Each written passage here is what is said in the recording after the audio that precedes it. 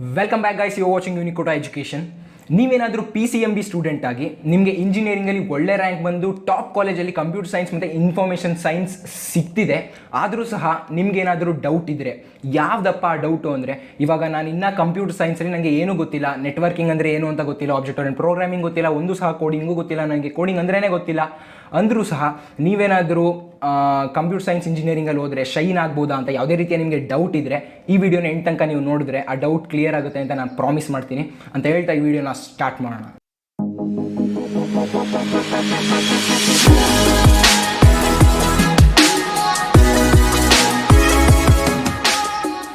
ನಿಮ್ಗೆ ಯಾವುದೇ ರೀತಿಯ ಪ್ರೋಗ್ರಾಮಿಂಗ್ ಲ್ಯಾಂಗ್ವೇಜ್ ಗೊತ್ತಿಲ್ಲ, ನೀವು ಕಂಪ್ಯೂಟರ್ ಸೈನ್ಸ್ ಓದಿಲ್ಲ. ಸೊ ಫಸ್ಟ್ ಆಫ್ ಆಲ್ ನಿಮ್ಗೆ ಒಂದು ಹೇಳ್ತೀನಿ, ಏನಪ್ಪ ಅಂದರೆ, ಇವಾಗ ನಾನು ಸಹ PCMB ಸ್ಟೂಡೆಂಟ್. ಸೊ ನನಗೂ ಸಹ KCET ಮುಗ್ದಾದ್ಮೇಲೆ ಹೇಗಿರ್ಬೋದು ಅಂದರೆ computer science engineering full interest ಆಯಿತಾ. ಕಂಪ್ಯೂಟರ್ ಸೈನ್ಸ್ ಅಂದರೆ ಅದಕ್ಕೆ ಹೋಗಬೇಕು ಅಂತಲೇ full plan 11th.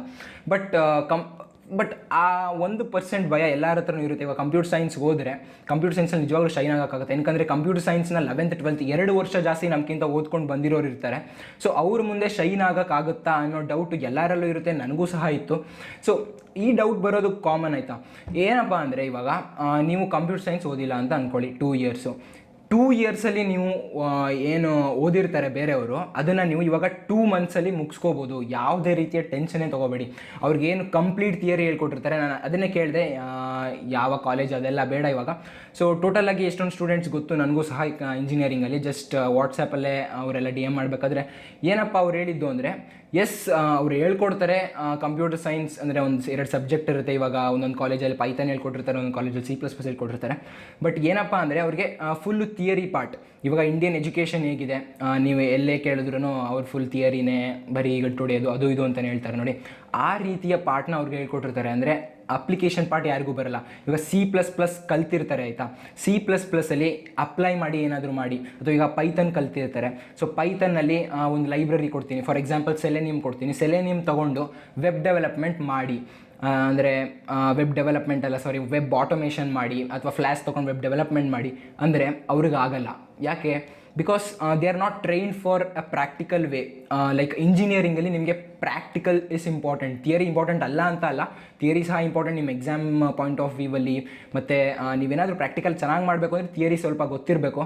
But practical ಇಲ್ಲದೆ ನೀವು ಥಿಯರಿ ಎಷ್ಟೇ ಓದಿದ್ರು ಇಟ್ಸ್ ಯೂಸ್ಲೆಸ್. ಸೊ ಅದನ್ನೇ ಅವ್ರು ಮಾಡಿಸ್ತಿರೋದು ಅವಾಗ. ಸೊ ಅದನ್ನು ಅರ್ಥ ಮಾಡ್ಕೊಳ್ಳಿ. ಅವ್ರಿಗೂ ಸಹ ಜಸ್ಟ್ ಇವಾಗ ನಿಮಗೆ ಒಂದು ಕ್ಯಾಲ್ಕುಲೇಟರ್ ಕೋಡ್ ಮಾಡಿ ಅಂದರೆ ಅವ್ರಿಗೂ ಸಹ, ಅಂದರೆ most of them can't do it. Like most of them ನಿಮಗೆ ಕ್ಯಾಲ್ಕುಲೇಟರ್ ಮಾಡಪ್ಪ ಅಂದರೆ ಅವರು ನಿಜವಾಗ್ಲೂ ಕೋಡಿಂಗ್ ಕಲ್ತಿದ್ರು ಸಹ, C++ ಪೈಥನ್ ಕಲ್ತಿದ್ರು ಸಹ ಅದನ್ನು ಎಕ್ಸಿಕ್ಯೂಟ್ ಮಾಡೋಕ್ಕಾಗಲ್ಲ. ಏನಕ್ಕೆ ಅಂದರೆ ಅವ್ರಿಗೆ ಒಂದು ಲಿಸ್ಟ್ ಕೊಟ್ಬಿಟ್ಟಿರ್ತಾರೆ. ಇವಾಗ print hello world, so add 2 numbers, ಆ ಥರ ಒಂದು 30 ಪ್ರೋಗ್ರಾಮ್ಸ್ ಹೇಳ್ಕೊಟ್ಟಿರ್ತಾರೆ. ಆ 30 ಪ್ರೋಗ್ರಾಮ್ಸಲ್ಲಿ ಕೇಳಿ ಪಕ್ಕ ಮಾಡ್ತಾರೆ, ಅದನ್ನೇನಿಲ್ಲ. ಬಟ್ ಬೇರೆ ನೀವು ಕೇಳಿದ್ರೆ ಅದನ್ನು ಮಾಡೋಕ್ಕಾಗಲ್ಲ. ಮೋಸ್ಟ್ ಆಫ್ ದೆಮ್, ಎಲ್ಲರೂ ಅಂತ ಅಲ್ಲ, ಇವಾಗ ಸ್ವಲ್ಪ ಜನ ಲೆಜೆಂಡ್ಸ್ ಇರ್ತಾರೆ ಅಂತಲೇ ಹೇಳ್ಬೋದು. ಲೆಜೆಂಡ್ಸ್ ಅನ್ನೋದಕ್ಕಿಂತ ಅವರು ಪ್ರಿಪೇರ್ ಆಗಿರ್ತಾರೆ, ಪ್ಲಸ್ ಪ್ರಾಕ್ಟಿಕಲ್ ವೇಯಲ್ಲಿ ಥಿಂಕ್ ಮಾಡ್ತಾರೆ, ಪ್ಲಸ್ ಕಂಪ್ಯೂಟರ್ ಸೈನ್ಸಲ್ಲಿ ಅವ್ರಿಗೆ ಇಂಟ್ರೆಸ್ಟ್ ಇರುತ್ತೆ. ನಾನು ಅವ್ರನ್ನೂ ಸಹ ನೋಡಿದ್ದೀನಿ, ನಮ್ಮ ಕಾಲೇಜಲ್ಲೂ ಸಹ ಮತ್ತು ಬೇರೆ ಕಾಲೇಜಲ್ಲೂ ಸಹ. ಸೊ ನೀವು ಯಾವುದೇ ರೀತಿಯ ಟೆನ್ಷನ್ನೇ ತೊಗೋಬೇಡಿ. ಏನು ಮಾಡಿ ಅಂದರೆ, ಇವಾಗ KCET ಮುಗಿದಿದೆ, ರ್ಯಾಂಕ್ ಬಂದಿದೆ, ನೀವು ಆಪ್ಷನ್ ಎಂಟ್ರಿನ ನೀವು ಕರೆಕ್ಟಾಗಿ ಮಾಡ್ಕೊಳ್ಳಿ. ಅದು ಏನಕ್ಕಂದರೆ ಡೈಲಿ ಅಪ್ಡೇಟ್ಸ್ ಚೆಕ್ ಮಾಡಿ KA ವೆಬ್ಸೈಟಲ್ಲಿ.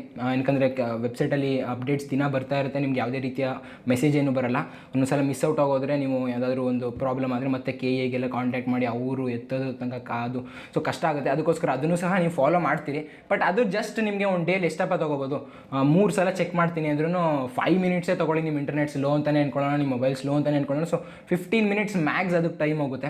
ಬಟ್ ನಿಮಗೆ ಟೋಟಲ್ 10 ಅವರ್ಸ್ ಇರುತ್ತೆ ಅಂದ್ಕೊಳ್ಳಿ ಡೇಯಲ್ಲಿ. ಇವಾಗ 12 ಅವರ್ಸ್ ಮಲ್ಕೊಳ್ತೀರಾ, ಊಟ ಮಾಡ್ತೀರಾ, ಅದು 12 ಅವರ್ಸ್ ಹೋಯಿತು. ಇನ್ನೂ 12 ಅವರ್ಸ್ ಇದೆ.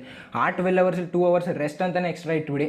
ಸೊ 10 ಅವರ್ಸ್ ಇದೆ. 10 ಅವರ್ಸಲ್ಲಿ ಏನು ಮಾಡ್ತೀರಾ ಅನ್ನೋದು ನೀವು ಕಂಪ್ಯೂಟರ್ ಸೈನ್ಸಲ್ಲಿ ಹೇಗೆ ಪರ್ಫಾರ್ಮ್ ಮಾಡ್ತೀರಾ ಅಂತ ಪಕ್ಕ ಹೇಳುತ್ತೆ. ಸೊ ಅದು ನೀವು ಮೈಂಡಲ್ಲಿ ಇಟ್ಕೊಬಿಡ್ಬೇಕು.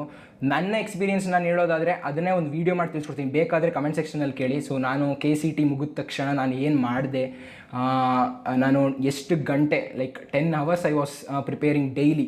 ಸೊ ಅದೆಲ್ಲ ಹೇಗಾಯಿತು ಅದನ್ನೆಲ್ಲ ನಾನು ಇನ್ನೊಂದು ವೀಡಿಯೋದಲ್ಲಿ ತಿಳಿಸ್ಕೊಡ್ತೀನಿ.